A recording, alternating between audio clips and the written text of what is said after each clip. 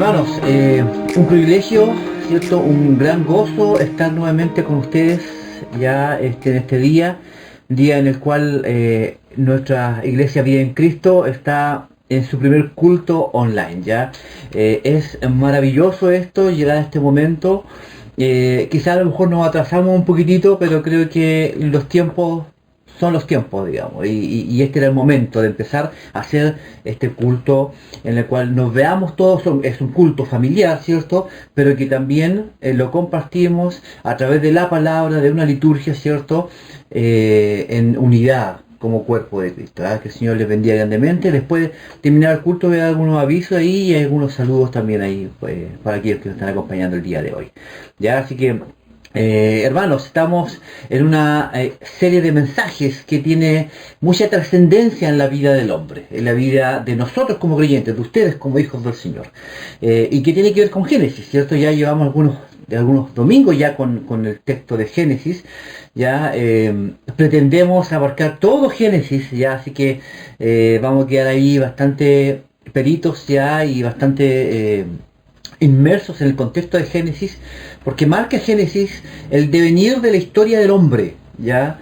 En especial los tres primeros capítulos, como el día de hoy vamos a ver ya el tercero, ya del 1 al 3, esos tres capítulos marcan algo importante en la vida del creyente que usted y yo debemos también entender, y el hombre en general, para poder comprender la magnitud de este Dios amoroso, creador de todo, y que ciertamente quiso traer su reino y mostrar y revelar su reino al hombre, ya muestra también no solamente ese amor grande a través de la creación, sino que también fuera de la caída también muestra su gracia y su amor, y eso es maravilloso, ya.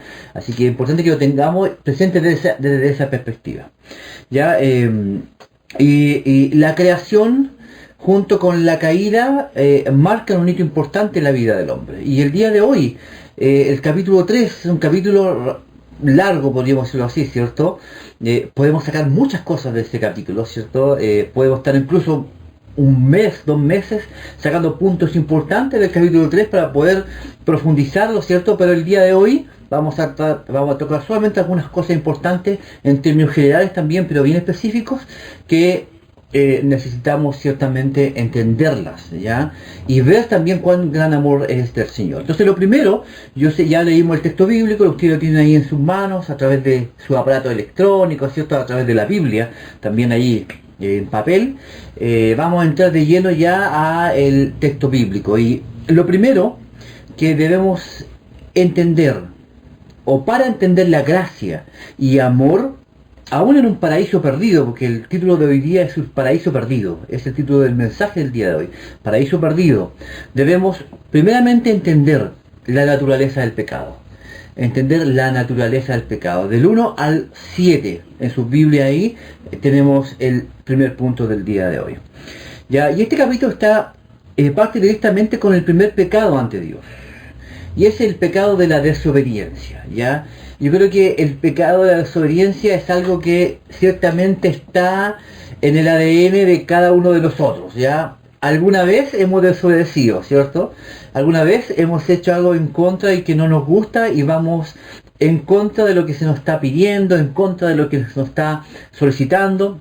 Más aún a veces, aunque son cosas buenas, nuestro ego, ¿cierto? Nuestra vanidad, nuestro deseo de hacer lo que nosotros queremos, nos lleva obviamente a desobedecer y a ir a otro camino. ¿Ya? La desobediencia es parte clara de la vida del hombre y es el pecado original, ¿ya?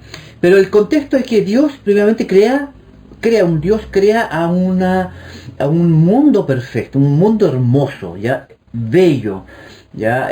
La cosmovisión cristiana, como nosotros vemos el mundo, debe ser tal como Dios lo creó, bello. Usted cuando ve a la naturaleza, cuando ve al hombre incluso, ya, aunque algunos son más bellos que otros no, ya, pero aún así somos todos bellos en el Señor, porque hemos sido creados de parte del Señor. Todos hemos sido creados, la naturaleza es creada por Dios, y nuestra visión, ¿cierto?, mental, ya, de todas las cosas debe ser desde esa perspectiva. Dios es bello, hermoso, y creó todo bello y hermoso. Nosotros que ya hemos sido transformados por Dios debemos mirarlo así. Los que no son transformados no lo van a ver así. Lo ven a ver desde otra perspectiva.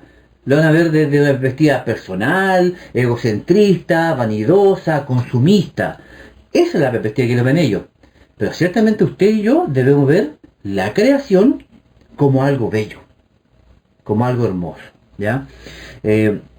Y a la vez también que esta creación muestra el sustento de Dios, ya, para con Adán y con Eva, ciertamente como un Dios proveedor, ya, y que como consecuencia también de esta gratitud y felicidad debería haber también en ellos y en nosotros una constante, ya, vida de gratitud en él. Dios es un Dios proveedor, le proveyó todo, ¿no? Adán y fueron creados, Adán y Eva, en un jardín donde no le iba a faltar nada.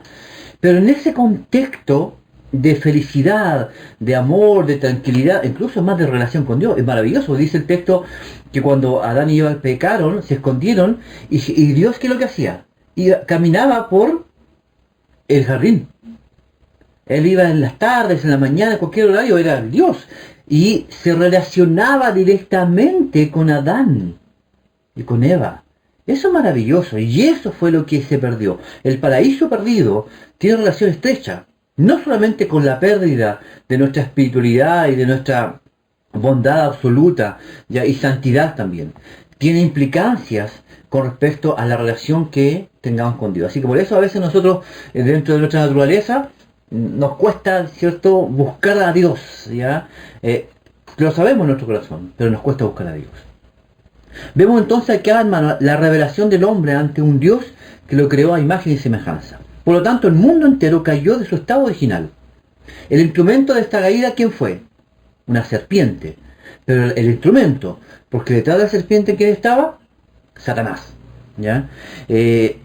Usa Satanás a la serpiente, quien muy meticulosamente ideó el método perfecto para poder engañar, ¿cierto?, a Eva en ese contexto, y por consecuencia también a Adán. No le echemos la culpa a la mujer porque pecó, ya, no seamos así los varones, ya, sino que sencillamente fue el instrumento por el cual Dios usó a Satanás, la serpiente, para tentar a Eva, pero también el hombre cayó, como lo vamos a ver más adelante, la cual tenía gran responsabilidad dentro del contexto en el cual fue creado, ¿ya? Dios crea al hombre entonces como un representante de toda la humanidad, y como representante de toda la humanidad, ciertamente él trajo, ¿cierto?, la caída y el pecado al hombre. Pablo menciona esta condición de Adán en una forma muy bella y en Hechos 17:26, que dice: de un solo hombre, dice, hizo todas las naciones para que habiten toda la tierra, y determinó los periodos de su historia y las fronteras y sus territorios. Por eso entonces, hermanos, cuando leemos capítulo 3 de Génesis, vemos que la caída se describe solamente en 7 versículos, porque después del versículo 8 en adelante vienen los aspectos y las consecuencias tremendas de esta caída y este pecado. Mientras que el resto entonces del capítulo está dedicado a mostrar la gracia de Dios. La Biblia entonces no es solo hechos humanos, acciones que el hombre desarrolla o desarrollará en la historia o en su historia, sino que es el libro de la revelación de Dios, hermanos. Revelación de Dios, el reino de Dios. Claramente para nosotros es una reflexión personal y comunitaria también, aquí como estamos presentes cada uno de nosotros, que Dios se opone al pecado, se opone a la desobediencia. Este capítulo, hermanos, es fundamental para entender el sufrimiento del hombre, sus miserias, el mal, el efecto de rebelarse deliberadamente de la humanidad en contra de un Dios amoroso, cuidadoso, proveedor y amistoso. Todo fue afectado, no solamente su vida religiosa, y cuando hablamos de vida religiosa estamos hablando de la relación con Dios. Fue todo distorsionado, ¿ya? Y la consecuencia es que en todos los aspectos, la personalidad, la familia, el matrimonio, la política, el amor al prójimo, las relaciones de padre e hijo, las relaciones matrimoniales, todo eso fue afectado. No solamente la relación con Dios, que es tremenda porque se cortó como era antes en un principio. Todo hoy día, lo que vemos en esta vida, hermanos, todas las aberraciones, todas las causas por las cuales no hay amor hacia el prójimo, todo lo social, todo lo que tiene que ver con la depravación del hombre, tiene relación con la caída. Nosotros somos parte, ciertamente, de esa caída, pero redimidos, que es la diferencia, llamados por Dios en un momento determinado de nuestra vida. Muchos le restan importancia a este tema, o lo niegan alegando que el hombre fue creado bueno, neutro, y que al pasar del tiempo, por las circunstancias de la vida, se fue tornando malo. Esa es una doctrina pelagiana. Pelagio era un monje inglés. Y este hombre dijo, efectivamente eso, que el hombre nace bueno, en cierta manera. Por lo tanto, cuando va creciendo en su vida adulta, el medio que le rodea, lo malo que puede haber en el medio, es influenciado en su vida y en su corazón, ya por lo tanto lo torna malo. Y necesita ahí la ayuda de alguien que es Dios. Ciertamente eso es antibíblico, porque la Escritura, ustedes mismos lo acaban de leer en el capítulo 3. El hombre nace pecador. Tiene el gen pecador. Ciertamente no hay nada que impida que eso nazca. Solamente Jesucristo no nació con ese gen. Si lo vemos de esa forma, ¿ya? Él nació de una mujer, pero no traía, en cierta manera, ese gen, ¿ya?, de pecado, porque era Dios encarnado, sin pecado y sin mancha, con un propósito en la tierra, ¿ya? Hermanos, el engaño, la mentira, es una obra netamente de Satanás. ¿Qué es lo que dice la Escritura respecto a eso? Juan 8:44 nos dice, ustedes son de su padre. Cuando Jesús le habla a los fariseos, le dice, ustedes son de su padre el diablo, cuyos deseos quieren cumplir desde el principio. Este ha sido un asesino, dice, y no se mantiene en la verdad, porque no hay verdad en él. Cuando miente, expresa su propia naturaleza, porque es un mentiroso, dice. Es el padre de la mentira. Ese es Satanás. Ese es Satanás, que quiere engañar nuestros corazones. Y muchas veces nosotros como creyentes nos vemos envueltos en ese engaño también, ¿ya? Ciertamente caemos muchas veces en la mentira de Satanás, en la culpabilidad, ¿cierto?, en que no merecemos nada, y muchas de las circunstancias que pasan en nuestra vida a veces las atribuimos ciertamente a nuestra vida y nos sentimos mal y nos sentimos engañados y nos engañamos a nosotros mismos. Pero allí también es Satanás engañando a nuestras vidas. Hoy el hombre, así como Adán, hermanos, y Eva rehusaron y rehúsa sujetarse a Dios y a su voluntad, y que Dios determine el curso de su vida. Y lo que hace, como aquel momento en la caída, es decir, que él mismo quiere su curso. Por lo tanto, su cosmovisión de vida está distorsionada y equivocada en base a lo que Dios quiere para este mundo, tanto en la vida general y en todas las esferas de la vida. Hermanos, la manera en cómo vemos al mundo, la manera en que tú ves al mundo, en cómo entendemos al mundo, tiene su base en lo que creemos y en quién creemos, y esa es la cosmovisión cristiana. La cosmovisión cristiana se forma ya en base a las creencias, al pensamiento, a la idea que tiene cada uno de nosotros. Nosotros formamos culturas. Y al formar culturas es porque nosotros creemos algo, ¿cierto?, y lo transmitimos. Por lo tanto, nuestra cosmovisión del mundo debe ser una cosmovisión bíblica neta, completa, ¿ya? En aquel momento de la caída, es decir, por el mismo curso de la historia del hombre, ya la cosmovisión de la vida se distorsionó y equivocó en base a lo que Dios quería para este mundo. Hermanos, en el día a día debemos buscar la dirección de Dios, ¿ya?, y entender lo que Él quiere para este mundo. Y entender que usted y yo somos agentes de este mundo. Llevamos el reino de Dios. Lo que en un principio fue creado, lo que Dios quería para el mundo, después que Adán y Eva fueron creados, y lo que quería Dios para después, tiene una estrecha relación con el corazón y la mente de Dios. Lo que hoy día no es lo que Dios quería en un principio. Está distorsionado. Por lo tanto, usted y yo tenemos que entender que para poder llevar el reino, cambiar aspectos, ideas, cambiar las relaciones, cambiar el amor a lo que Dios quería en un principio, debemos tener una estrecha relación con Dios. Si no tenemos una estrecha relación con Dios, ciertamente usted va a ser envuelto, va a ser llamado por este mundo, en su cultura, en su ideología, y va a desechar el llamado que el Señor ha hecho a su vida. Cuando son abiertos los ojos, dice en el texto bíblico, del 1 al 7, Adán y Eva pierden algo valioso, su inocencia. Pierden la condición de mirar lo bueno en todo y gozarse en ello. Tienen vergüenza. Ven su desnudez, se esconden, se tapan. ¿Qué tristeza debe haber sido para Dios en ese momento? ¿Cómo puede ser esto? Si antes ellos estaban desnudos y se veían puros, se veían hermosos los dos. No había algo en la mente morboso, no había algo que vaya en contra de lo creado, de la hermosura de toda la creación.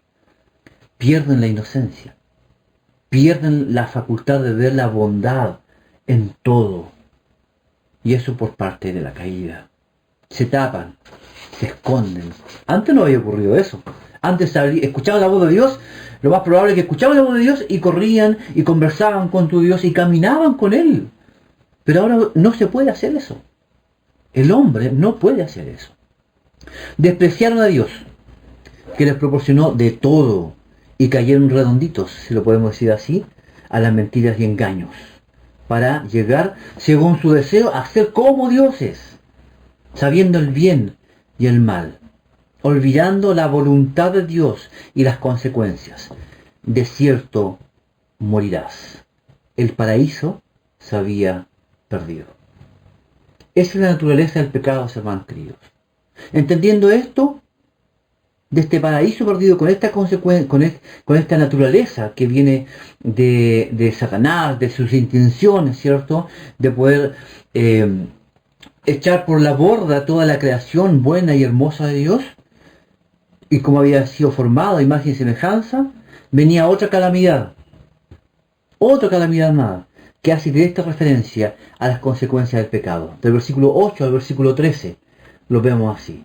La primera consecuencia obviamente era el rompimiento de la inocencia, ya de la relación con Dios y de todo lo que conllevaba el mantenimiento de Dios y su relación con Él. Ahora habían otras consecuencias, pero eran más directas. Dios vio lo que Adán y Eva habían hecho. ¿Qué tendría que hacer Él? ¿Qué cree usted que debía haber hecho Dios? ¿Ya? O nosotros, a ver, si vemos que hemos creado todo, ¿ya? Y que de repente ponemos al hombre en el jardín y ellos desobedecen, me niegan, ciertamente desechan mi providencia porque quieren algo más. ¿Qué debería haber hecho Dios? Ciertamente con su poder haberlo eliminado, ¿no? Si lo vemos desde esa perspectiva, digamos, haberlo sacado de la tierra, ya me jugaron chueco, podríamos decir así, y ya no merecen estar en esto que yo les creé hermoso y bueno. Ciertamente, el juicio directo hacia ellos debería haber sido, si lo vemos de una perspectiva, digamos, extrema, haberlo erradicado nuevamente de la tierra y no existir más. Bien podría haberlo permitido. Pero en cambio, y aquí lo importante, hermanos, no hizo eso. En cambio, lo que hizo fue volverse a su creación, hacia la obra de sus manos. Había algo en la creación que le llamaba la atención todavía entonces, aunque entendía en su sola potestad y discernimiento, ¿cierto? Y soberanía, aunque él entendía lo que había pasado, había algo que le llamaba la atención para volverse nuevamente a su creación. Había algo que le llamaba de lo que él había creado, que le traería misericordia. Había algo. Por eso decidió ser misericordioso. Fue por sola gracia que volvió a dirigirse al mundo, en especial a Adán y Eva, con la intención de conquistar y destruir el pecado. Y ahí sigue su plan maravilloso para con el hombre. Poco después de la desobediencia, Dios vino al huerto entonces, ¿y qué es lo que hace? Para conversar con Dios. Escucharon la voz de Dios, Adán y Eva, y se escondieron rápidamente. Y empieza todo un diálogo entre Dios y Adán y Eva. Por necio que esto parezca, que se hayan escondido, con frecuencia también nosotros a veces nos escondemos de Dios. Tratamos de cometer la misma necedad. Lo hacemos cuando tratamos a veces de ocultar a los ojos de Dios el mal que hay en nuestros corazones. Y a veces lo justificamos, ¿no? A veces le decimos, le buscamos el adorno bonito a algún pecado, a alguna falta, ¿cierto? A alguna palabra maldicha, ya lo justificamos. Y eso no tiene justificación. Es esconder de Dios lo que no le corresponde, lo que no es. Ellos hicieron eso, se escondieron de Dios porque vieron su condición y sabían quién era su Dios. Cuando Dios llamó a Adán, éste le confesó su temor al esconderse a causa de su desnudez. Fue automático. Ni siquiera tuvo que hablar ya Adán y Eva porque se escondieron. Y ya solo el hecho de esconderse ya se acusaron así solos. ¿Ya? ¿No le ha pasado a veces que sin hacer nada nos acusamos a nosotros mismos? Sin querer lo estamos ya acusando sin decir nada. Ya sea por nuestras actitudes, ¿cierto? O lo que estamos haciendo. Bueno, aquí pasó lo mismo con ellos. Sin darse cuenta entonces, estaban confesando su acto de leal a su Dios, creador por la vergüenza, que le impedía presentarse ante él. Dios mismo vino a buscarle. Fíjense, Dios mismo fue a buscarles. No fue Adán y Eva que fueron corriendo donde Dios y les dijo, Dios perdónanos porque realmente hemos pecado contra ti. Ya te hemos desobedecido, no hemos sido desleales. No, ocurre lo contrario. Y es un principio bíblico y teológico. Dios viene al hombre, Dios vino a Adán y Eva a buscarles con amor y misericordia porque Él sabía, y aunque sabía lo que había sucedido, Él va a su creación máxima, su mayor tesoro que es usted y yo. ¿No es maravilloso eso? ¿No habla a su corazón de un Dios misericordioso? ¿Tardo para la ira y grande en misericordia? Eso es bello, eso es bello. Él va y sabía Adán y Eva que no podía escapar del juicio. Todavía no sabía nada, obviamente, de la liberación por la gracia. Y por eso a lo mejor no sabía confesar todavía. Solamente atinó a esconderse. Él dice con el fin de justificarse. Y aquí viene algo tremendo. Y la verdad es cosa que es algo cobarde. Digámoslo así. Digamos allí los varones, fue algo cobarde. ¿Ya? Porque dice, la mujer que me diste por compañera me dio ese fruto. Eso no correspondía a haberlo dicho, pero lo dijo. Acá es muy interesante entonces de analizar esto. Satanás quería hacer caer la cabeza del pacto. La cabeza del pacto era el hombre, era Adán. Adán tenía un pacto con Dios y que junto a su esposa deberían respetarlo, mientras que el Dios creador les cuidaría y sustentaría de todo. Aunque Eva no era la cabeza del pacto, tenía sí ciertamente la misma responsabilidad y hoy día tiene la misma responsabilidad. En forma indirecta, pero la tiene. A la vez no fue también ella mandatada directamente, por lo tanto sería más susceptible a lo mejor a dudar del tal mandato o argumentar en su contra con respecto al comer o no comer del árbol del bien y del mal. Pero la parte que sigue es clara y determinadora en las consecuencias de desobedecer. Porque dice, la mujer que me diste por compañera me dio ese fruto. ¿Y qué sigue después del texto? Léanlo ahí en sus Biblias. En este texto, la mujer que me diste por compañera me dio ese fruto. Y dice, y yo comí. Y yo comí. Hay responsabilidad en Adán en este contexto, directamente en el hecho de haber comido de un fruto prohibido. No es menor en este caso.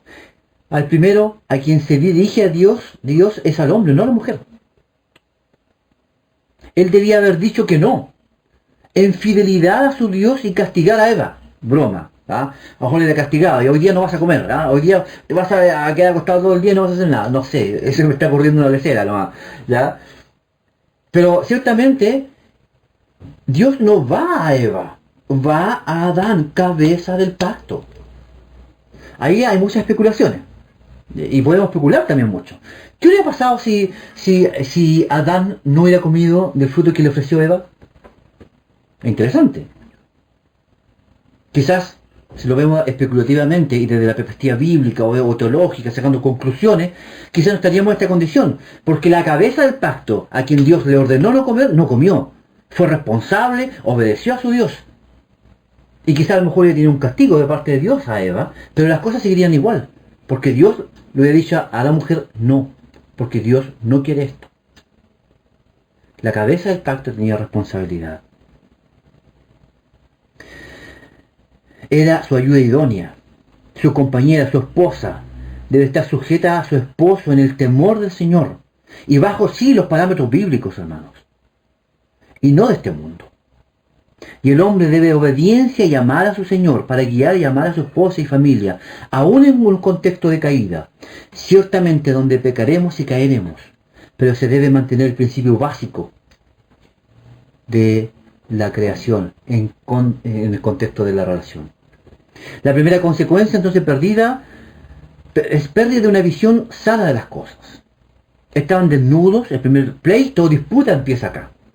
Y empieza ahí. No, si la mujer que me diste le dice a Dios, ¿cierto? Y después viene a Eva y ¿qué es lo que dice? No, si fue la serpiente. Y empieza todo un pleito ahí. El primer pleito, se puede decir, primera pelea que hubo ahí, ya entre Adán y Eva y Satanás, ya, y Dios. ¿Ya? Y eso por causa del pecado. Buscan culpables. Fíjense qué interesante, hoy día nos pasa eso. Buscaron ellos culpables. No si fue la mujer, no si fue Satanás. Buscaron culpables. En vez de reconocer, tanto como Adán, la mujer que me diste, acá le echa la culpa ciertamente a Dios. Y Eva a la serpiente que lo tentó. Y así la imagen de Dios se pierde en el verdadero sentido del conocimiento de Dios, de justicia y de santidad. Eva comió, Adán comió. ¿Cuántos de nosotros comemos de los engaños de Satanás hoy día? De este mundo y culpamos a quienes nos rodean. Nos ahogamos en mostrar que los otros son culpables cuando nosotros no lo somos. Y cometemos lo mismo que hizo Adán y Eva. Eva caminó por esos pasajes muchas veces. Eva caminó por el huerto muchas veces, y lo más probable es que caminó muchas veces y vio el árbol del bien y el mal. Pero no le resultó llamativo, no le llamó en su corazón interior el ir y comer de esos frutos, ir en contra de Satanás, en contra de Dios, perdón. Muchas veces pasó por ahí y no le llamó la atención, porque su fe estaba puesta en Dios. Ningún deseo de comer de su fruto afectaba su mente, porque la fe que poseía en la palabra hablaba de Dios en ese momento, era el mejor guardián de su corazón. Así como todos sus sentidos. Ahora, sin embargo, después de que todo el corazón, de toda la caída, decae la fe y la obediencia a la palabra. Se corrompió desde dentro, desde el interior. Ahora su corazón estaba corrompido. Hermanos, si entendemos la caída como lo que es, las consecuencias y sus frutos, podemos ver cada día y darnos cuenta quiénes somos y cuánto necesitamos del Señor. La creación y la caída son momentos trascendentales para la comprensión de lo que ahora se avecina en el texto.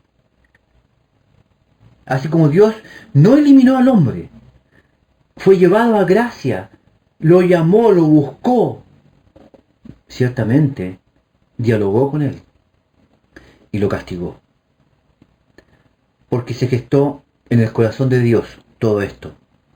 Es que hoy podemos estar acá, usted y yo, gozando de su gracia y reconciliados con Dios a través de Jesucristo. Entonces, hermanos, por otro lado, del 14 al 21, del versículo 14 al 21, se nos muestran las consecuencias temporales al hombre y la gracia eterna de Dios, del 14 al 21. Ahora vienen las consecuencias directas y las repercusiones catastróficas para los seres humanos.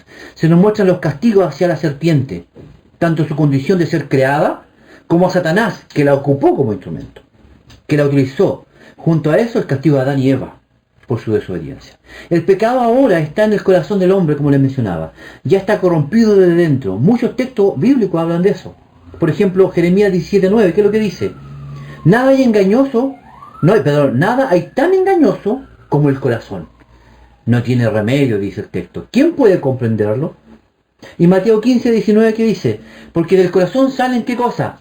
Los malos pensamientos, los homicidios, los adulterios, la inmoralidad sexual, los robos, los falsos testimonios, las mentiras y las calumnias. ¿Eso sale de dónde? Del corazón. Y el corazón hace relación a la vida del hombre, a los pensamientos y a las intenciones. Debemos poner atención, hermanos, a la interrogación que Dios hace a Adán y Eva. Él pregunta y ellos responden, pero este diálogo tiene un propósito de gracia. El foco de esto, hermanos, es como la bondad y misericordia de Dios se muestra en el hecho que el perdón ya estaba estipulado para ellos. Esto es maravilloso. Las Escrituras dicen que dicha salvación ya estaba decretada antes de la formación de todo. Efesios 1:4 dice, Dios nos escogió en Él, en Cristo, antes de la fundación del mundo, para que seamos santos y sin mancha delante de Él por medio de Cristo. Por lo tanto, Dios insiste en que nos arrepintamos y confesemos nuestros pecados, nuestra desobediencia, nuestra idolatría, nuestra autosuficiencia. Él actúa más como médico que juez. Él nos da la cura. Y esa cura es Cristo. Porque los castigos correctivos, como veremos, son de otro tipo y se dan con el propósito de llevarnos al arrepentimiento en el castigo de la serpiente. Sin embargo, no hay nada de ese tipo. La gracia viene incluso entonces en la misma sentencia de Satanás. El versículo 15, quiero que ustedes ahí lo tengan en sus Biblias, versículo 15, ¿ya? Este versículo 15 es llamado el protoevangelio, o sea, la primera buena nueva de salvación. Este texto es maravilloso porque este texto marca el acontecimiento de la gracia de Dios para con Adán y Eva y su descendencia, que somos nosotros también, ya con respecto a la salida a esta desobediencia, a la ruptura de la relación con Dios. El texto es claramente hermoso. Y esto es extremadamente importante. El plan de Dios de restaurar la creación se hace manifiesto entonces en estos textos bíblicos. Más aún, esta restauración de la creación original envuelve los castigos que son mencionados más adelante en Eva. La enemistad con Dios, que dice el texto bíblico, como ustedes lo vienen ahí, lo voy a leer, ya, que dice así. Dice, pondré enemistad entre tú y la mujer, y entre tu simiente y la de ella. Su simiente te aplastará la cabeza, pero tú le morderás en el talón, ¿ya? Entonces, dice, el foco de esto entonces, hermanos queridos, por lo tanto, Dios insiste en que nos arrepintamos y busquemos a Dios. La enemistad con Dios, causada por la desobediencia, tiene su restauración como primera parte en la persona de Cristo. Él, como el segundo Adán, Cristo, el segundo Adán, que traería vida, la restauración de la relación con Dios y de todas las cosas a través de él. El primer Adán, dice el texto, trajo la muerte, pero el posterior Adán trajo la vida. Ya, Romanos 8:20 lo dice al respecto. Pero queda firme esperanza de que la creación misma ha de ser liberada de la corrupción y de la esclavitud, para así alcanzar la gloriosa libertad de los hijos de Dios. Este énfasis escritural implica que Dios se aferra a su creación. Entonces, por eso el versículo 15 se promete un Salvador quien restaurará el reino de enemistad entre los hombres y Dios. Y nos habla de esta enemistad entre Satanás y la mujer, de quien nacería Cristo. La simiente, la de Satanás, son espíritus malignos y hombres perversos, y la simiente de la mujer es Cristo y su iglesia, quien vendrá en un momento determinado a conferir un golpe, certero a Satanás, en la cabeza, donde está el veneno. Todo esto implica que habrá hostilidad, enemistad, pleito y lucha entre ellos, entre las huestes espirituales de maldad y la iglesia de Cristo. Y el cumplimiento de la profecía, hermanos, está en Él, en Cristo Jesús. Este acto traería el costo, sí, de la cruz. La muerte de Cristo, que traería victoria proveyendo expiación con sangre derramada a los suyos. Y la implicancia, hermanos queridos, de este texto, de entender que Cristo por su sola gracia traería salvación, es que en el contexto normal de vida va a hacer cambios y debe hacer cambios en nuestra vida y en la vida del hombre. Y dice que las implicancias son que el matrimonio no debería ser evitado por los cristianos, sino santificado.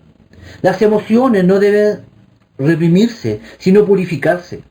La política no se debe eliminar, sino reformar a los parámetros bíblicos.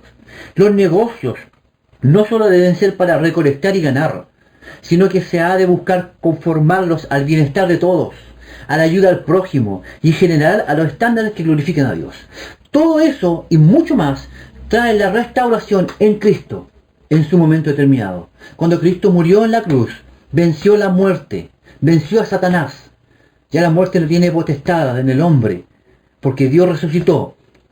Por lo tanto, en un momento determinado, usted ha resucitado de muerta a vida al reconocer a Cristo como Salvador, y en un momento determinado en la vida futura, por siempre con Cristo. Pero en esta vida usted y yo tenemos un plan, y hemos estado y estamos en esta tierra para lograr hacer cambios con Cristo en la forma en que hablemos y prediquemos de Él.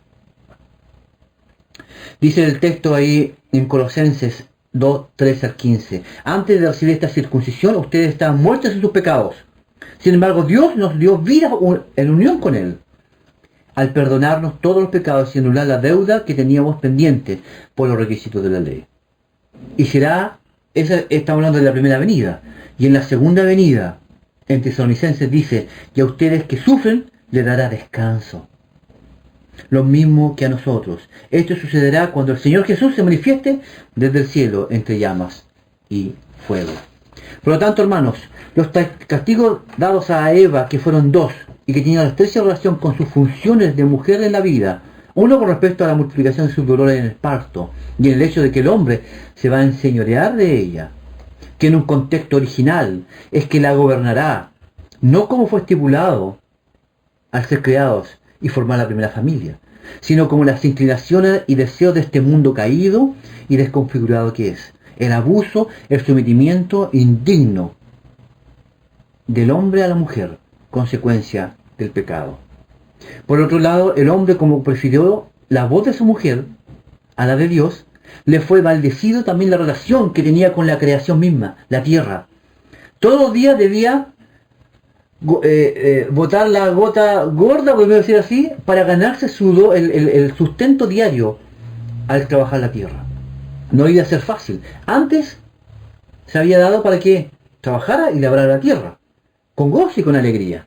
Ahora lo iba a hacer con sufrimiento, porque tenía que trabajar más duro y le iba a doler, iba a ser un desgaste. Además, ahora la vida se vería empañada más encima por el temor a la muerte, porque el hombre estaba destinado a ¿qué cosa? Dice el texto, a volver ¿a dónde? Al polvo de la tierra. Dios usó la sentencia de la muerte para cortar las alas de las necias aspiraciones del hombre. Dios forzaría al hombre a clamar a su Creador pidiendo liberación y reconciliarse con Él. Por eso, ¿qué es lo que hace con Satanás?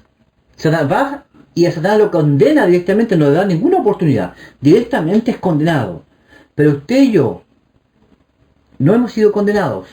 Sí, disciplinados, castigados, por consecuencia, obviamente, de Adán y Eva. Ellos fueron castigados, pero no eliminados, porque había un plan redentivo. Y ese es su Dios y su Señor, hermanos. Hermanos, Cristo viene a nuestro encuentro para traernos cambios personales, con repercusiones eternas. La gracia en la cruz transforma todo corazón de piedra en un corazón que lata por Él. Tenemos que entender que todas las esferas de nuestra vida, hermanos, todas las esferas de su vida, su familia ahí reunida, sus hijos, su trabajo, toda relación con su prójimo, el matrimonio, hoy día están desfigurados, distorsionados, y solo en Cristo puede darle sentido original para su gloria y el bien común. Como conclusión, hermanos, de los versículos del 22 al 24, nos hablan del desalojo de Adán, ya, del paraíso. Un paraíso perdido. En ese momento, Eva y Adán comprendieron la inmensidad de lo que habían hecho. Estaban quebrantados, el Señor los vistió a ambos con ropas hechas de piel de animales. Sacrificó animales, fíjense, sacrificó animales para poder sacarle la piel y vestirlos. ¿Y eso qué es lo que prefigura? ¿A qué apunta? A Cristo, quien se sacrificó por nosotros, para darnos vida. Dios sacrificó animales para vestirlos de su condición de vergüenza, ya de ya no inocencia. Todo está prefigurado para Cristo. El árbol de la vida era un símbolo especial de comunión ininterrumpida. Pero en realidad la comunión había sido destrozada, aunque una vez más Dios miraba al hombre con su favor. La relación original perfecta se había perdido, pero Dios en su misericordia lo llama, lo busca, lo abraza y tiene amor por él.